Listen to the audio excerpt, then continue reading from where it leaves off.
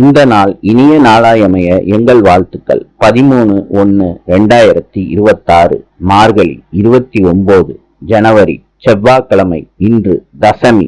விசாக நட்சத்திரம். இன்றைய நல்ல நேரம் காலை 10:30 11:30 வரை, மாலை 4:30 5:30 வரை.